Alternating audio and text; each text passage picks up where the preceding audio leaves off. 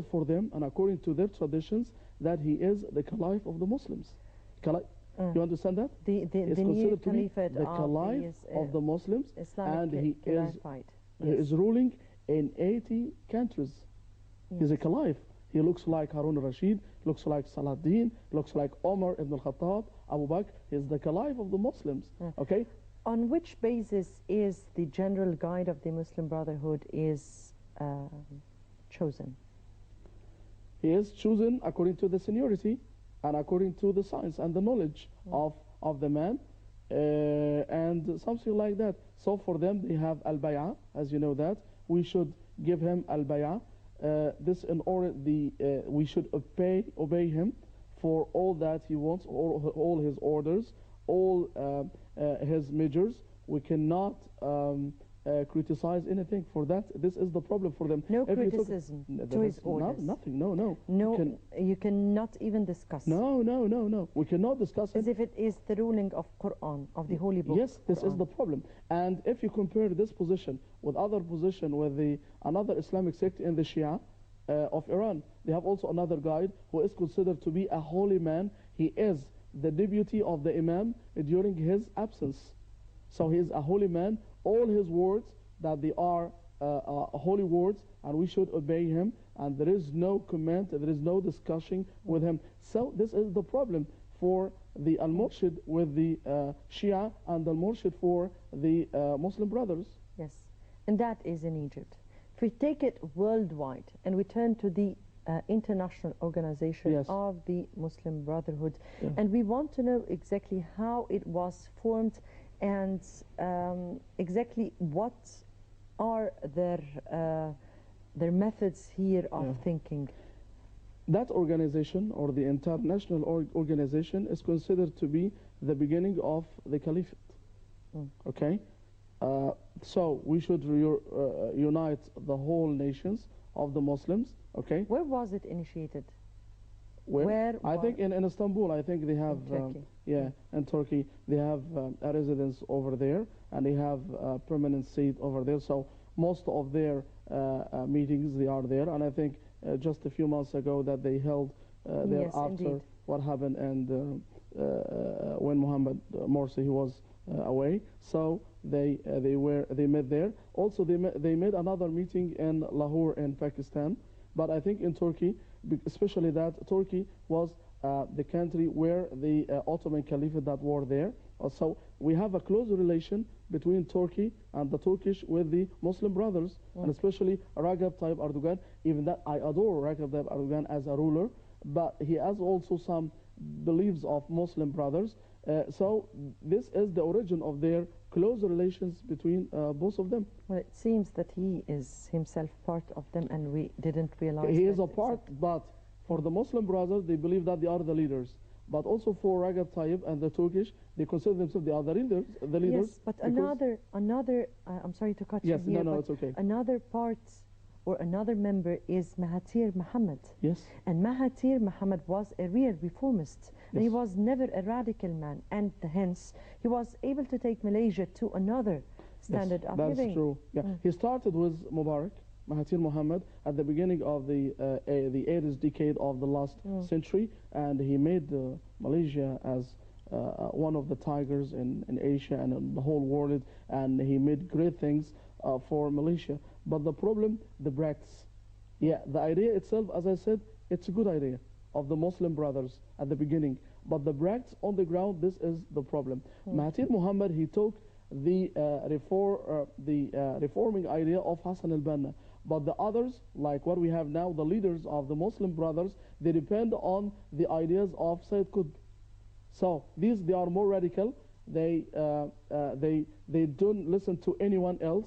But on the other side, Hassan al-Banna, as a reformist or a reformer, so he was a good man, and he had good ideas. So the people that they follow the way of Hassan al-Banna, they made good countries, like what we saw in Malaysia, in Turkey. But the other people that they follow the way of Sayyid Qutb, as we have here, so it is like that. Also in Libya, I think in Libya also they have lots of problems. In Tunisia also, it is the same way that the people that they have, they don't listen to the others, they don't respect the other, they don't have the tolerance of Islam.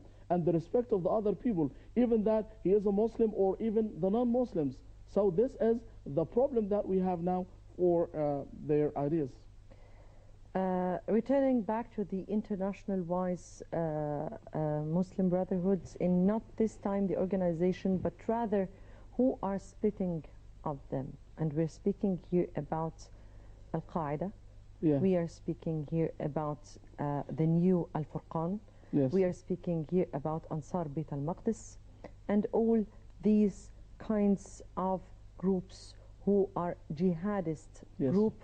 groups, and they are working violently in extreme violence with these thoughts we were speaking about, these takfiri thoughts. Yes. Of making or believing that the whole society is atheists and they are all non-believers. So tell me more about Al-Qaeda and those jihadi thoughts and those jihadi groups. Yes. As we know, that Al-Qaeda started by United States of America.